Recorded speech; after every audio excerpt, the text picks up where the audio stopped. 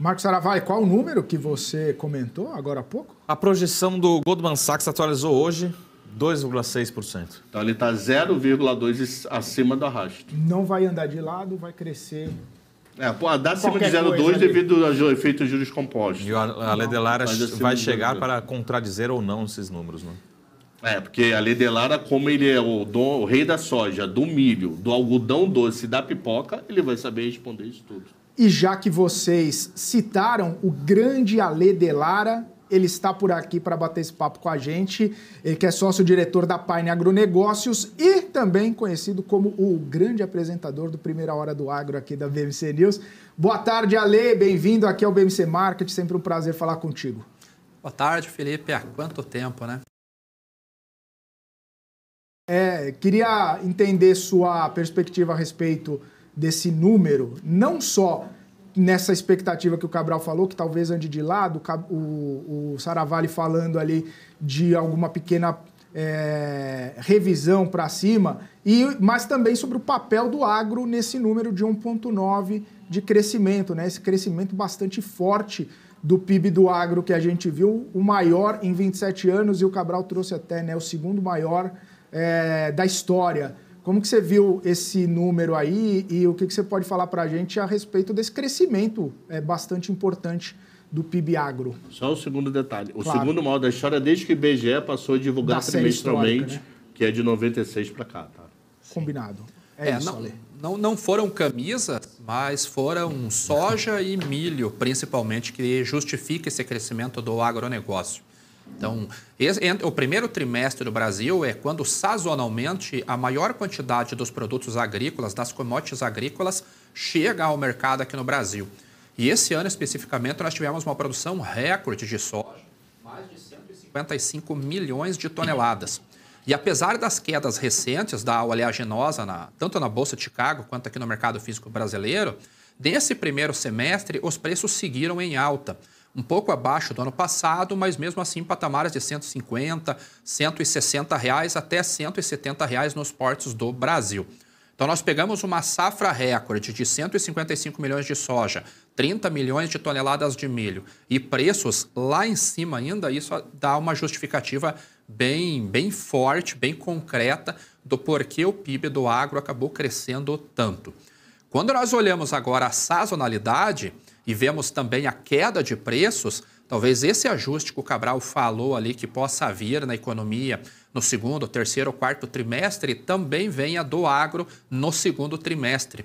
Porque os preços entre março e até agora, para a soja, por exemplo, eles caíram quase 35%, para o milho eles chegaram a cair 50%. Além disso, não tem uma quantidade expressiva de safra chegando nesse trimestre. A próxima grande safra do Brasil, que é a do milho safrinha, que serão aí próximas 100 milhões de toneladas, ela começou a ser colhida agora, em junho. E ela ganha ritmo em julho, agosto e setembro, início de setembro. Então, um resultado positivo vindo de commodity agrícola aqui no Brasil, ele viria somente se os preços voltarem a subir no terceiro trimestre. E aí entra na conta também o algodão, entra o café e entra o açúcar. Então, talvez o ajuste negativo no próximo trimestre agora acabe vindo do agronegócio. Posso tirar uma dúvida? Sim, por favor. Meu amigo, deixa eu tirar uma dúvida contigo. Existem trimestres que são muito fortes do agro tradicionalmente e trimestres fracos? O que eu quero saber é o seguinte. Janeiro, tradicionalmente, é um trimestre forte ou foi surpresa? Ou o número já era, esperava bom, mas foi muito melhor do que esperado, porque primeiro tri, historicamente, é um mês bom. Eu não entendo de como é que a safra trabalha, porque eu não sei. Eu vou lá e compro. Eu não sei, eu só sei dizer que as frutas de inverno são as melhores frutas. Então, a minha dúvida é, tradicionalmente, numa série histórica que eu fizer na vida, você vai ver que sempre o primeiro tri é mais forte, porque é a época que está colhendo a soja. Pode me consertar em tudo que eu estou falando. Sim. O segundo tri é um segundo tri fraco, porque é um período que eu estou no meio da produção. Já plantei e não estou colhendo. Está naquela meiuca. Aquela meiuca eu não tenho nem gasto, nem receita. Como é que é isso no decorrer dos 4 trimestres do ano, por favor? Aqui vamos separar em produção e balança comercial também, que é importante no agro, que ele possui sazonalidades um pouquinho diferentes. uma anda um pouquinho à frente da outra e vamos considerar qualquer problema de produção, quebras e clima e alguns outros fatores que reduzam ou impulsionam a produção. Um período normal, ali temperatura e pressão normais. Janeiro é um mês que inicia-se a colheita das culturas de verão. Então, de janeiro, fevereiro, março e início de abril é quando o maior volume da produção agrícola no Brasil ela chega ao mercado, que é a soja, que é a principal cultura nossa, e o milho de verão. Passado o período de colheita, nós temos uma janela ali de 2 a 3 meses que nós não temos nenhuma colheita, nenhum produto chegando no mercado, mas sim um plantio acontecendo, que vai ser o milho de inverno, vai ser o feijão, vai ser o trigo, também vai ser o algodão. E essas culturas começam a chegar no mercado novamente em junho, ganhando muito impulso em julho e agosto.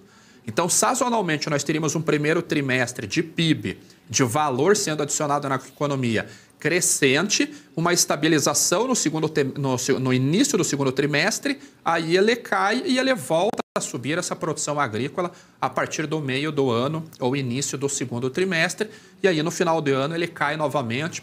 Setembro começa novamente os plantios da soja, milho de verão, e aí nós vamos nesse ciclo. Então, o PIB, se olhando só para o agro, cresce em janeiro, fevereiro, março, início de abril ele começa a cair, fica abril, maio, junho, julho, ele volta a crescer novamente. Então, quando nós olhamos... ímpar. Sim? É trimestre ímpar, né? Isso. Quando nós olhamos ali para a balança comercial, eu começo a embarcar um volume maior de soja no finalzinho de fevereiro e março. Então, aquele PIB que começa a crescer, ter produto final adicionado, valor final adicionado na economia no final de janeiro, para a balança comercial ele vai no final de fevereiro. Então, a balança comercial nossa é mais positiva no primeiro semestre, que é quando eu começo as exportações de soja. Então, para o agronegócio, a balança comercial nossa é mais favorável, ela é mais superavitária no primeiro semestre do que no segundo semestre. Além de eu ter um volume menores de exportação no segundo semestre, eu tenho o aumento das importações dos fertilizantes que vão servir de base para os plantios da próxima safra. Então, eu tenho um cenário diferente para o PIB do agronegócio e um cenário diferente para o cálculo da balança comercial do agronegócio. Boa, Ale Delara. Marcos Aravalli, todo o seu espaço. Ale, você tem, olhando, a gente já está em junho, né? Hoje é o famoso 1º de junho. Sim. Tem algum efeito que no meio desse caminho pode ajudar ou piorar o PIB do agro nesse segundo trimestre? A gente sabe que tem efeitos climáticos, enfim. O que até agora você já viu que poderia contribuir positivamente, ter revisões para cima ou o inverso negativamente? É uma conta que um pouquinho complexa de fazer, porque poderia aumentar o valor, sim. Se acontece uma quebra nos Estados Unidos, que eles estão no momento de plantio lá das safras de verão deles, milho, soja, algodão, trigo de primavera. O clima lá não está 100%, até algum prêmio de risco tem sido adicionado na Bolsa de Chicago. Isso reflete para nós na formação de preço, que é através do PPE, chamado Preço de Paridade de Exportação, que é o contrário do PPI da gasolina. É o preço que vai para o exterior. Então, supondo que aconteça uma quebra nos Estados Unidos agora, uma redução das safras de verão deles, isso vai para a cotação da Bolsa de Chicago e automaticamente é refletido nos preços aqui do Brasil. Isso poderia elevar novamente os preços da soja, os preços do milho, até mesmo os preços do trigo. Só que para nós voltarmos aos preços que teríamos no primeiro semestre, essa quebra teria que ser histórica, acima de 50%. Então é algo que é improvável de acontecer nesse momento, até porque eles estão com condições boas de plantio e avançaram muito bem.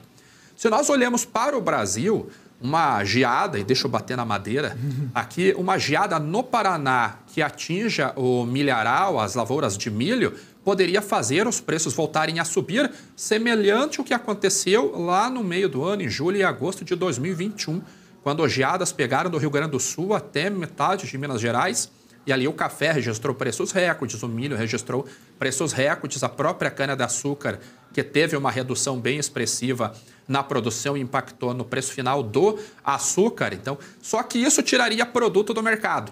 Então, eu teria uma elevação de preços, mas uma redução de produto. Aquilo que tiver um movimento, uma amplitude de movimento maior é o que ia prevalecer no cálculo do PIB. Então, se eu tenho uma quebra de produção de 50% e o preço não sobe 60%, o PIB cairia porque eu teria uma quantidade menor de produto, por mais que o preço estivesse mais alto. Então, a única alternativa que eu veria seria uma quebra recorde nos Estados Unidos nesse momento e a formação de preço refletisse isso aqui nos preços do mercado doméstico.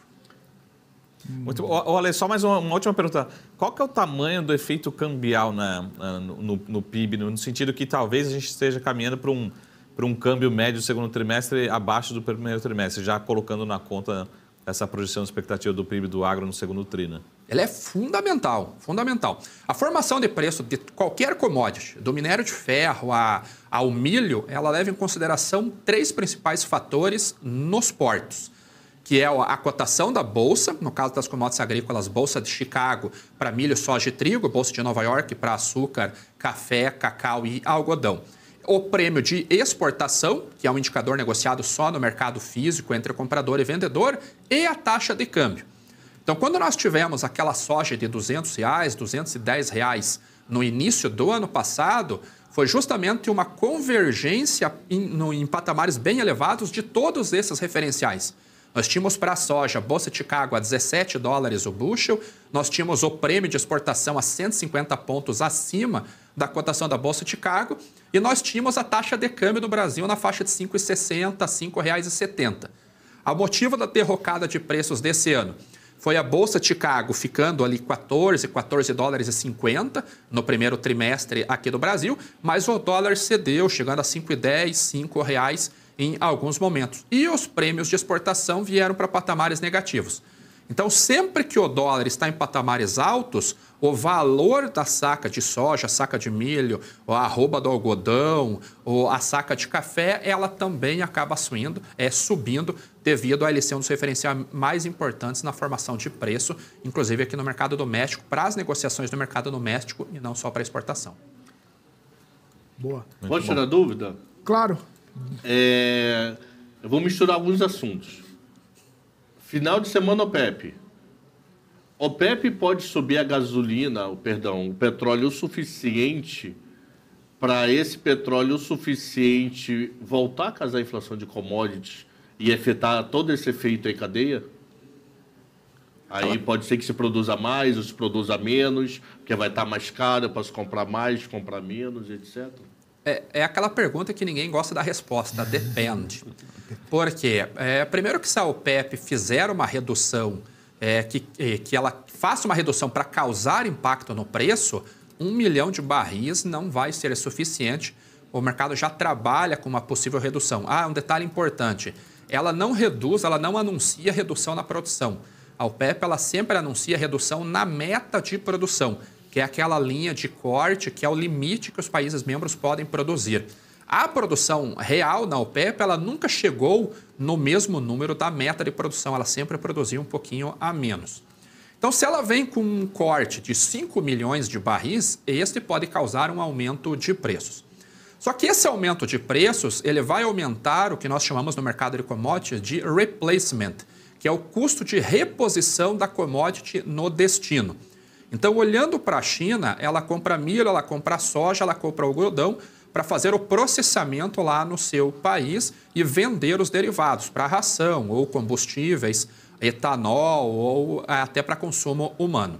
Se eu tenho uma economia que está consumindo menos produto, se eu tenho uma elevação no custo de aquisição desse produto, nesse replacement, causado por um valor mais alto do frete internacional, eu vou reduzir o meu indicativo de compra do próprio produto.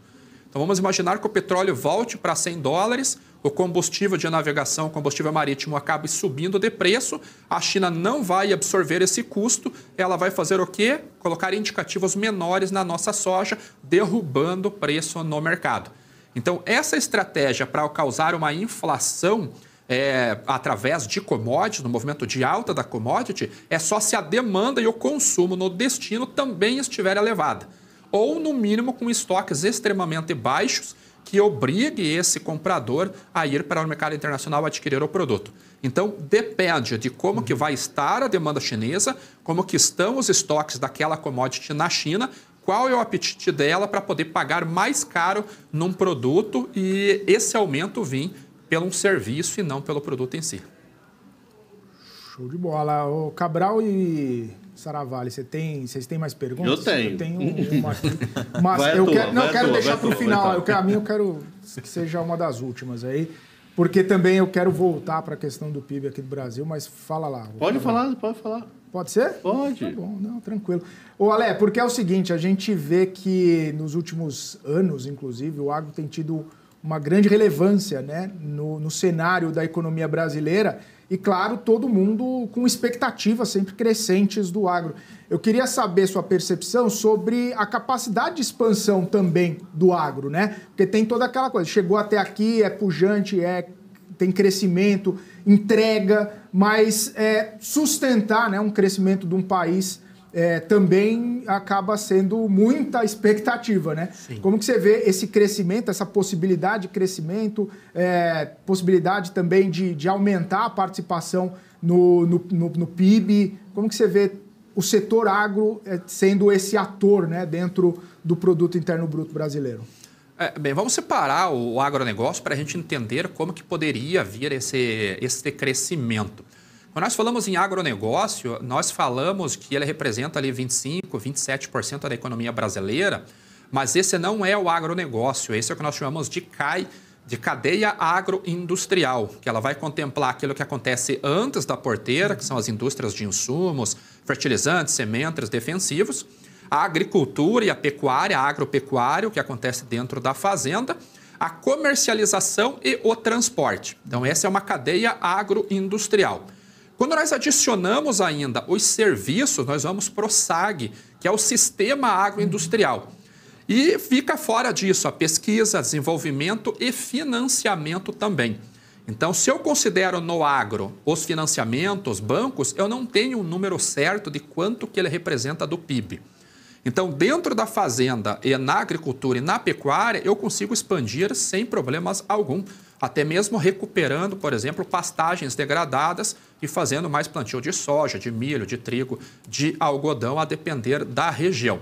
Agora, como que será o financiamento para essa expansão e, principalmente, o consumo desta produção? Como que se dará? Se dará aqui mesmo no mercado brasileiro? Se dará no mercado internacional? Então, do lado da oferta, não há uma dificuldade muito grande, desde que haja um juro que seja viável para essa expansão, mas se eu expandir a produção e eu não tiver o consumo, dentro do balanço de oferta e demanda, os preços acabam caindo. Se ele cai muito, desestimula a produção. Então, antes de eu crescer com a produção do agro, eu tenho que aumentar o consumo dos produtos feitos pelo agro. E um fator que nós estamos vendo agora é na própria pecuária, onde nós esperávamos o consumo de carne, o consumo do atacado tendo uma melhora após o final da quaresma, e essa melhora do consumo de carnes no atacado não veio, porque a economia brasileira está consumindo menos carnes, onde que está sendo refletida em escalas maiores para os frigoríficos, e eles estão batendo na arroba do boi, que vem ali desde o início do ano em queda. Então, expansão não é um problema. Agora, quem que vai consumir esses produtos? Eu acho que a chave está aí. Maravilha. Alexandre Cabral, agora é a sua hora. Pior que... pior que deu um branco. Vai, Saravalli, deu um branco total. Sabe assim, eu tava com a pergunta pronta, mas foi. Sabe o que é isso, Saravalli? É velhice. Eu não sou humilde com o caderno. Eu esqueci de anotar no negócio do caderno. Eu assumo isso publicamente. Isso aí ele vai pra quem tá me conhecendo agora, vocês vão ver que toda hora vai aparecer um caderno. E eu esqueci. O Saravalli vai pôr a culpa em mim e vai falar, viu? Você quis falar antes e aí me deixou... Exato, essa era a vez dele. Maluco. Cara, eu esqueci, maluco, total. Então, perdeu a vez para Marcos Saravalli. Vamos lá. Ale, uma pergunta rápida. Até o ministro chegou a comentar um pouco sobre déficit de armazenagem aqui no Brasil, né? O quanto que te preocupa... Né, e quanto que seria necessário investimentos, né? Na verdade, até corrigir, acho que déficit a gente sempre teve no Brasil, né? Não é que chegou a ter superávit, ou seja, sempre tivemos esse problema. O quanto que é desafiador esse tema para o setor e é importante, né, para a gente ter mais produtividade, enfim, melhores preços, até melhor renda, né, maior, até PIB crescendo no setor em relação à estocagem de grãos, principalmente. Né? A armazenagem do Brasil é o grande calo nosso para os preços agora, é a armazenagem. Ele é um problema principalmente nos picos de safra. Então, a gente viu soja sofrendo bastante e já antecipo que o milho safrinha vai sofrer bastante também. O problema da armazenagem no Brasil, ele é um problema e não só armazenagem, vamos colocar o transporte também no Brasil, ele é muito caro e ele é extremamente deficitário. A capacidade estática nossa de armazenagem, segundo o IBGE, precisaria crescer pelo menos uns 30% para empatar com a quantidade de grãos que chegam ao mercado ao mesmo tempo. Nos Estados Unidos, para se ter uma ideia, eles têm capacidade de armazenagem estática de 600 milhões de toneladas, produzindo em torno de 350, 400 milhões de toneladas. Então, eles têm esta vantagem. Se nós sabemos desse déficit, sabemos deste problema, por que não há investimento, mesmo de produtores rurais, para aumentar essa capacidade de armazenagem? Porque custa muito caro.